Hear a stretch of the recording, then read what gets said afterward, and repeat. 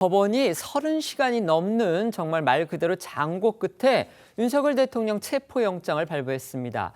현직 대통령을 대상으로 한 체포영장 발부, 우리 헌정 역사상 유례가 없는 일인데요.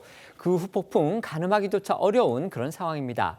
집행 단계마다 법적, 정치적 논란 클 것으로 보입니다.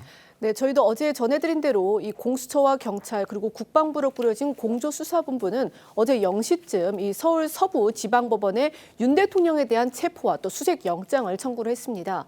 법원은 30시간이 넘는 심리 끝에 오늘 오전 윤 대통령에 대한 체포와 수색 영장 발부를 결정을 했는데요. 역대 최장 심리 시간입니다. 통상 청구 당일 이 심리 결과가 나오는 것과 비교를 하면 아무래도 이 헌정사상 최초가 될 이 현직 대통령 체포 영장인 만큼 이 영장 담당 판사의 고심이 깊었던 것으로 보입니다.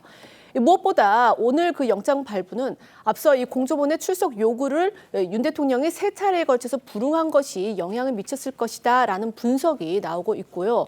법원이 영장에 적시된 내란 우두머리와 직권남용 권리 행사 방해 혐의 이게 이제 어느 정도 소명된다라고 판단을 한 만큼 수사에도 속도가 붙을 전망입니다. 이제 관심은 영장 집행 절차 그리고 그 과정에서 벌어질 후폭풍에 모아지고 있습니다.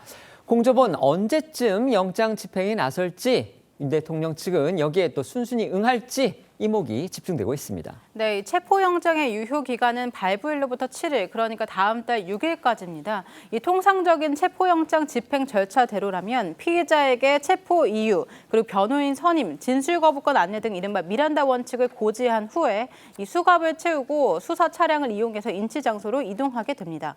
이 문제는 현직 대통령에 대한 체포영장 집행은 사상 초유의 사태인 만큼 참고할 만한 전례가 없다는 겁니다. 이 윤 대통령의 직무가 정지되기는 했지만 여전히 대통령 신분을 유지하고 그에 따른 경호와 이 법적 예우도 받고 있는 만큼 영장 집행 과정에서 어느 정도 배려를 할지 논란일 것으로 보입니다. 관련해 이 공수처는 오늘 오전 정례 브리핑을 통해서 아직 영장 집행 일정 그리고 방식 검토 중이라면서도 영장이 발부됐으니 집행하는 게 원칙이라며 체포 의지를 강조했습니다.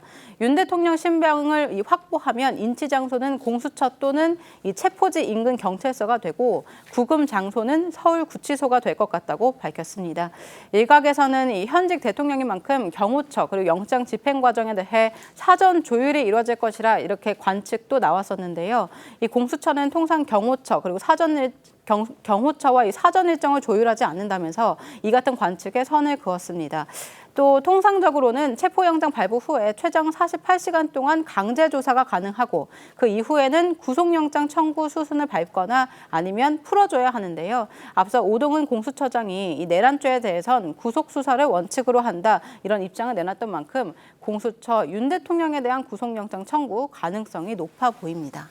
윤 대통령이 체포 집행 과정에 어떻게 대응할지에 따라서 물리적 충돌 우려까지 나오고 있습니다.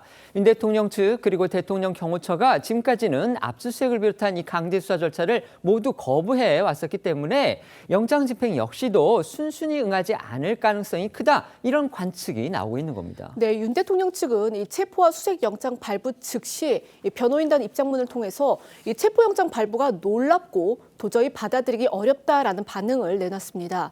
대통령 경호처는 이 영장 집행 관련 사항은 적법한 절차에 따라서 이 경호 조치가 이뤄질 것이라는 짧은 입장문을 내놨습니다. 윤 대통령이 이 영장 집행에 불응하거나 방해할 그럴 가능성을 두고서 이게 법적으로 문제가 없는지 이에 대한 이제 해석이 엇갈리는데요. 일각에서는 윤 대통령이 머물고 있는 것으로 알려진 이 대통령 관저가 군사상 직무상 비밀을 다루는 곳이라는 점을 들어서 이 수사기관의 진입을 막을 수 있다 그런 주장을 내놓는 반면에 일각에서는 이 국가의 중대한 이익을 해하는 경우를 제외하고는 수색을 거부하지 못한다 이렇게 주장하고 있습니다. 또 누군가 이 집단을 이뤄서 경호 업무를 방해 또는 항거해서 다른 수단이 없을 때는 무기를 사용할 수 있다라는 이 대통령 경호법에 따라서 경호처 윤 대통령에 대한 영장 집행을 무력으로 막아설 가능성도 있습니다. 자칫 유혈 충돌 가능성까지 배제할 수 없다라는 관측이 나온 이유인데요. 이처럼 윤 대통령과 경호처가 이 영장 집행을 거부하거나 방해하면 법적으로 현행범 체포도 가능하고 또 공수처가 곧바로 구속영장을 청구할 가능성도 배제할 수는 없는데 다만 이 법조계 안팎에서는요.